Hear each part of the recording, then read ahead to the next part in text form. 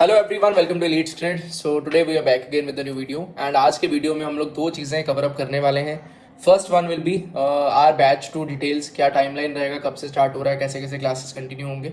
And the second one is how easy or how difficult it is to crack CAT, क्या चीज़ें हैं ऐसी जो इसमें इन्वॉल्व होती हैं। दोनों चीज़ों के बारे में बात करेंगे। First of all, if you talk about our batch two, enrolments already open है, क्लासेस आज रात से स्टार्ट हो रहे हैं, आज फर्स्ट सेशन रहेगा। तो in case you want to enrol for the same, you can do that. Classes का टाइमिंग्स रहेंगे नाइट में 10 to 12, 2 hour session will be there and 6 classes होंगे हर वीक में। जो भी लाइव सेशंस होंगे उनके रिकॉर्डेड वीडियोस अवेलेबल होंगे। सो इवन इन केस आपका सेशन मिस हो जाता है, बाद में कवर अप करना चाहते हो, you will be able to do that. Then आपका जो भी टॉपिक आप पढ़ोगे उसके ऊपर प्रैक्टिस मटेरियल रहेगा, question bank sort of test available होंगे, टॉपिक टेस्ट होंगे। आप टेस्ट दोगे देन उनका डिस्कशन लाइव क्लासेस में कराया जाएगा कि how you need to handle these test, कैसे एग्जाम में स्ट्रेटजी फॉर्मुलेट करना है, वो सारी चीज़ें कवर्ड होती हैं। एंड इसके अलावा भी अगर आपको असाइनमेंट रिलेटेड या टेस्ट रिलेटेड डाउट्स आ जाते हैं तो आपके लिए फोरम रहेगा कि डायरेक्टली आप टीचर से जो भी डाउट पूछना चाहते हो you will be able to do that. आपके पास सारी ऑप्शन जो वो रहेंगी। अपार्ट फ्रॉम दीज, अगर आपको टेस्ट सीरीज के साथ बाय करना है जिसमें sectional test and full length mocks भी रहेंगे, तो उसमें हम लोग 45 सेक्शनल टेस्ट प्रोवाइड कर रहे हैं और 15 फुल लेंथ मॉक्स प्रोवाइड कर रहे हैं, तो वो भी आपको साथ में मिल जाएगा। अभी जो प्राइजेस हैं वो मैं आपको डिस्क्रिप्शन सेक्शन में मेंशन कर देता हूँ, क्या क्या डिटेल्स हैं, आप वहाँ से जो है बाय कर सकते हो। एंड अगर मैं टाइमलाइन के बारे में बात करूँ, आज से हम स्टार्ट करके ये सिलेबस कंप्लीशन जो है वो जुलाई एंड तक, मैक्सिमम अगस्त 10 तक कंप्लीट कर देंगे। एंड उसके बाद में हमारे क्लासेस स्टॉप नहीं होते हैं। 6 क्लासेस अ वीक का जो फ्रिक्वेंसी है वो कंटिन्यूस चलेगा till the exams. CAT and MAT SNAP IIFT XAT, इन सारे एग्जाम्स के लिए हम लोग QA हो, चाहे VARC हो, चाहे DILR हो, will be covering each and everything from the basics. तो आप में से बहुत सारे लोग आते हैं कि यार मेरे बेसिक्स अच्छे नहीं है, मैं BCom बैकग्राउंड से बट मैंने मैथ्स नहीं लिया, मेरा आर्ट्स बैकग्राउंड है या इकोनॉमिक्स बैकग्राउंड है, मेरा मैथ्स में टच नहीं है, तो क्या ये कोर्स मेरे लिए है? डेफिनेटली 100% श्योरिटी के साथ मैं ये चीज़ बोल सकता हूँ कि आपको एफर्ट डालने के लिए रेडी रहना है। इवन इफ आपके बेसिक्स बहुत खराब हो, बहुत ही ज़्यादा पुअर, आपको लगता है यार मैं तो कर ही नहीं सकता कैट, तो भी आप ईजी में अपने बेसिक्स पे वर्क कर सकते हो। हम लोग एकदम शुरू से स्टार्ट कराएंगे, इसीलिए हमारा नंबर ऑफ फ्रिक्वेंसी या फ्रिक्वेंसी ऑफ द क्लासेस ज़्यादा है, क्योंकि हमें बेसिक से चीज़ों को कराना है। तो उसमें आपको प्रॉब्लम नहीं आएगा, इसके लिए मैं आपको इंश्योरेंस जो दे सकता हूँ। ठीक है, बाकी हम लोग सिलेबस कंप्लीशन जुलाई एंड तक एट मैक्स 10 अगस्त तक कर लेंगे। देन उसके बाद में आपका मॉक्स, रिवीजन, प्रैक्टिस, ये सब चलेगा। कैट से पहले कम से कम 4 से 5 बार आपका पूरा QA का रिवीजन हो जाएगा।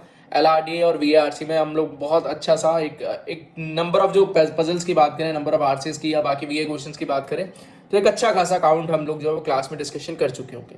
सो these are the basic details for our batch 2। किसी को भी एनरोल करना हो या कुछ कंसर्न हो, मैं नंबर दे रहा हूँ डिस्क्रिप्शन में, आप कनेक्ट कर सकते हो। ठीक है, चलो अब बात करते हैं हाउ ईजी और how difficult it is to crack CAT. देखिए, अगर मैं लास्ट ईयर का स्कोर वर्सेस परसेंटाइल्स की बात करूं तो अपने पास अप्रॉक्सीमेटली 35 मार्क्स पे, 35 मार्क्स मतलब 12 क्वेश्चन अगर आप करेक्टली कर रहे हो तो आपका अराउंड 80 परसेंटाइल जो वो बन जा रहा था। अब आप में से कुछ लोग ऐसे होंगे जिन्होंने लास्ट ईयर कैट दिया है, शायद 30s में रह गए या 40s में रह गए, 50s परसेंटाइल्स में रह गए। उनको समझ में आ रहा होगा यार 12 क्वेश्चन अगर मैं पहले से सोच कर चलता कि मैं 12 क्वेश्चन ही करता हूँ तो मेरा 80 परसेंटाइल जो है वो डेफिनेटली बन जाता। अगर जो है मेरे मार्क्स 49 के क्लोज बन जाते, 48 49 के क्लोज बन जाते, मेरा 90 परसेंटाइल बन जाता, तो इट ऑटोमेटिकली मीन्स दैट लगभग भी 16 to 17 क्वेश्चन अगर मैं करेक्ट कर रहा हूँ तो मेरा 90 परसेंटाइल बन जाता है। और 16 to 17 क्वेश्चन करना भाई, VARC है, LRDA है, क्वांट है। क्वांट में आप सिर्फ अरिथमेटिक भी कर लेते हो तब भी आप 7 to 8 क्वेश्चन बना सकते हो। LRDA में 40 मिनट्स में आप सिर्फ एक ही सेट पजल पिक कर लेते हो, आप 5 क्वेश्चन बना लेते हो उसके, तो 5 वहाँ से मिल गए, 7 से 8 आपके QA में मिल गए, मान लो 12 क्वेश्चन मिल गए। VARC में कम से कम 5-6 क्वेश्चन तो कर ही सकते हो ना, 40 मिनट का टाइम मिल रहा है सेक्शन में। तो अगर थ्योरेटिकली सोचा जाए तो यार उतना डिफिकल्ट नहीं है। इसको क्यों अननेसेसरी हुआ बनाया गया है, इसके पीछे का रीज़न समझते हैं। देखिए, लास्ट ईयर अगर किसी का 35 मार्क्स पे 80 परसेंटाइल बना है, अगर आप में से कुछ स्टूडेंट्स ऐसे हैं जिनको स्केल्ड स्कोर और रॉ स्कोर में डिफरेंस नहीं पता है, तो वो मैं आपको एक बार समझा देता हूँ, उससे आप चीज़ों को रिलेट कर पाओगे। अभी होता क्या है कि कैट का एग्जाम एक स्लॉट में नहीं होता है, 3 स्लॉट्स में होता है। तो 3 स्लॉट्स में जब एग्जाम हो रहा है तो क्वेश्चन भी सेम नहीं आ रहे, क्वेश्चन डिफरेंट आ रहे हैं। अब क्वेश्चन अगर डिफरेंट आ रहे हैं तो उससे क्या हो रहा है कि किसी स्लॉट का लेवल ऑफ डिफिकल्टी थोड़ा सा बेटर हो गया, किसी का लेवल ऑफ डिफिकल्टी थोड़ा सा कम हो गया। तो कैट अथॉरिटीज क्या करते हैं, तीनों के तीनों स्लॉट्स को एक नॉर्मलाइज स्कोर पे लेकर आने के लिए स्केल्ड स्कोर निकालते हैं। अब उस स्केल्ड स्कोर में कुछ स्टूडेंट्स के मार्क्स बढ़ जाते हैं, कुछ के मार्क्स वो कम हो जाते हैं। लास्ट ईयर के पेपर में प्रॉब्लम रहा, क्या प्रॉब्लम रहा, स्लॉट 2 में क्वेश्चंस गलत हो गए, स्लॉट 3 में कुछ क्वेश्चंस गलत हो गए, जिसकी वजह से pro rated marking scheme applicable हुआ। प्रो रेटेड मार्किंग स्कीम में क्या मतलब था कि अगर किसी के एक पर्टिकुलर मार्क्स है, मतलब एक अच्छे लेवल पे जिसके मार्क्स जा रहे हैं उसके मार्क्स और बढ़ जाएंगे, अगर किसी के मार्क्स खराब हैं तो वो और खराब हो जाएंगे।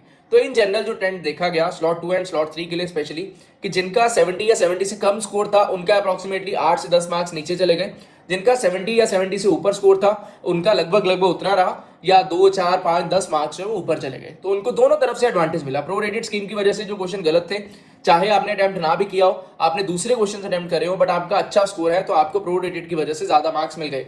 बट अगर आपने वो अटेम्प्ट करने का ट्राई करा क्योंकि क्वेश्चन गलत था, आप अटेम्प्ट नहीं कर पाए, आपके मार्क्स कम रह गए, तो आपके मार्क्स कम हो गए थे। तो थ्योरेटिकली तो भैया 12 क्वेश्चंस में आपका 80 परसेंटाइल बन जाता, बट वो 35 मार्क्स स्कोर करने के लिए आपको एक्चुअल एग्जाम में रॉ स्कोर जो है वो 45 to 47 की रेंज में करना था, मतलब 15 से 16 क्वेश्चन अटेम्प्ट करने थे। और अगर मैं 90 परसेंटाइल की बात करूं जो 48 to 49 स्कोर पे बना था, उसके लिए आपको अप्रॉक्सीमेटली 60 मार्क्स रॉ स्कोर में करना पड़ता, सो दैट आपका जब स्केलिंग होकर मार्क्स आता वो 49 to 50 की रेंज में आ जाता। तो अप्रॉक्सीमेटली आपको 20 क्वेश्चन करेक्ट करने थे, जो कि इन जनरल ट्रेंड रहा है पिछले 3-4 साल से, जब से 2 घंटे का पेपर हुआ है, मतलब 40 मिनट पर सेक्शन जब से हुआ है, तब से ये ट्रेंड चल रहा है कि अप्रॉक्सीमेटली 60-65 मार्क्स पे आपका 90 परसेंटाइल बन जाता है। नाउ अगर मैं बात करूँ या 90 परसेंटाइल अगर 60-65 मार्क्स पे बन जा रहा है तो तब भी उतना कोई डिफिकल्ट नहीं है। स्टूडेंट 90 परसेंटाइल लाने में भी स्ट्रगल करते हैं। बहुत सारे स्टूडेंट्स का टारगेट होता है यार IIMT गाजियाबाद मिल जाए, IIMI दिल्ली मिल जाए, तापमी मिल जाए, गोवा इंस्टीट्यूट ऑफ मैनेजमेंट मिल जाए, XIMB मिल जाए, ग्रेट लेक्स मिल जाए, ऐसे कॉलेजेस का टारगेट रहता है। सारे लोग IIM ABC में नहीं जाना चाहते, तो उनका वो टारगेट रहता है। तो भाई 90 परसेंटाइल अचीव करना कोई बहुत बड़ी बात नहीं है। आपको पता है कि यार ये छोटा टारगेट है, अगर मैं अपनी एक्यूरेसी पे वर्क करूं तो मैं ये स्कोर पर पहुंचा सकता हूं। बट डिफिकल्टीज क्यों अराइज होते हैं, क्यों ये स्कोर लेकर आना डिफिकल्ट हो जाता है, इसके पीछे का साइकोलॉजी समझो। देखो, जब हम 40 मिनट्स की बात करते हैं ना, तो वो 40 मिनट्स का मतलब यह है कि सामने आपके वो टाइम जो है वो चल रहा है, टिक टिक टिक टिक वो चल रहा है। आप 40 मिनट्स विदाउट टाइम लिए अपने कॉपी पेन पे सॉल्विंग करोगे ना, वो प्रेशर बिल्कुल ही कम है एज कम्पेयर टू जब सामने टाइमर चल रहा है। आपको दिख रहा है भाई ये टाइम खत्म होगा तो ये मेरा सेक्शन बंद हो जाएगा, मैं इस पर कुछ नहीं कर पाऊंगा, वो प्रेशर अलग होता है। एंड अगर बाई चांस आपने गलत क्वेश्चन पे बहुत ज्यादा टाइम इन्वेस्ट कर दिया जो आपसे सॉल्व भी नहीं हो रहा और आप अननेसेसरी उस पर लगे हुए हैं, तो प्रेशर इतना ज्यादा बिल्ड हो जाता है कि जो अभी थ्योरेटिकली इजी लग रहा है वो बाद में इजी नहीं लगता है। इसीलिए मैं हर बार रिकमेंड करता हूँ स्टूडेंट्स को कि भाई अगर आपने एक लेवल पे कंसेप्ट सॉल्विंग कर लिया है तो इट इज हाई टाइम आप टाइमर बेस्ड सॉल्विंग पे आ जाओ। अगर आप हैबिट वो नहीं डालोगे कि टाइमर के साथ आप सॉल्विंग कर रहे हो, तो आप एग्जाम में एक्सपेक्ट नहीं कर सकते कि यार मुझसे बनना स्टार्ट हो जाएगा। हमें वो हैबिट डेवलप करना ही पड़ेगा। जब तक वो नहीं करोगे तब तक हो नहीं पाएगा। बाकी अगर मैं और रियलिस्टिक आपको आइडिया दूं, 95 परसेंटाइल और 99 परसेंटाइल का, लास्ट ईयर 95 परसेंटाइल बन गया 60 स्केल्ड स्कोर पे, मतलब जो नेगेटिव मार्किंग होने के बाद में या पॉजिटिव मार्किंग होने के बाद में जो आया 60 मार्क्स में अपने पास में 95 परसेंटाइल बना, जो कि 70-72 के आसपास हर बार 95 परसेंटाइल बनता है। बट लास्ट ईयर जो है वो 60 पे ही 90 परसेंटाइल बन गया था, 95 परसेंटाइल बन गया था। Then if we talk about 99 percentile, तो 82-83 स्कोर पे अपना 99 परसेंटाइल बना था। और ऑटोमेटिकली अगर मैं बात करूं पास्ट ईयर्स की, तो अपने पास 95 to 100 की रेंज में 99 परसेंटाइल जो बना करता था। तो इतना डिफरेंस जो आ जाता है, तो आपको एक आइडिया लग रहा है कि कितने क्वेश्चन में मुझे टारगेट करना है। हर बारी एज अ बिगिनर आपका जो टारगेट होना चाहिए दैट इज भाई मैं पहले से ही अटेम्प्ट्स के पीछे नहीं भागूंगा। वो एक गलत स्ट्रेटजी है। क्यों गलत स्ट्रेटजी है? क्योंकि आप अटेम्प्ट बढ़ाते जाओगे, आप पर क्वेश्चन जो टाइम दे रहे हो वो कम होता जाएगा क्योंकि आपके अटेम्प्ट बढ़ रहे हैं। अगर आप ऐसा करोगे तो आप एक्यूरेसी मेंटेन नहीं कर पाओगे।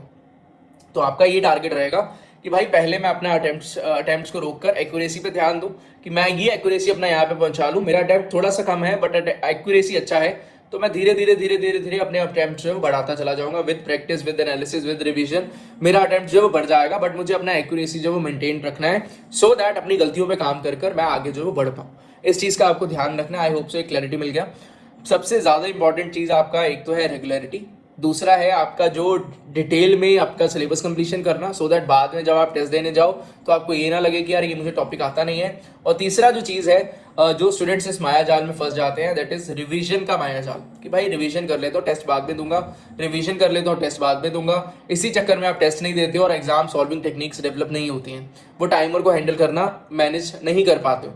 तो इसलिए ज़रूरी रहेगा कि शुरू से वो चीज़ों को स्टार्ट कर दो। बाकी अगर आप ईजी फैमिली का पार्ट बनते हो तो हमारा जो प्रोसेस रहेगा वो काफ़ी सिंपल है। कुछ इसमें कॉम्प्लिकेटेड हम लोग करना नहीं चाहते, एकदम सिंपल स्ट्रेट फॉरवर्ड प्रोसेस है। अगर आप अपने एंड से भी प्रिपरेशन कर रहे हो सेल्फ स्टडी के थ्रू भी, तो भी मैं यही रिकमेंड करूंगा कि आप यही प्रोसेस फॉलो करो। दैट इज आपने कंसेप्ट पढ़ा, कंसेप्ट पढ़ने के बाद में उसके ऊपर क्वेश्चंस प्रैक्टिस करा, जो कि आपका असाइनमेंट फॉर्म में होगा या विदाउट टाइमर फॉर्म में होगा। असाइनमेंट के बाद में आपने टेस्ट में मूव करा। ये 3 स्टेप है भैया।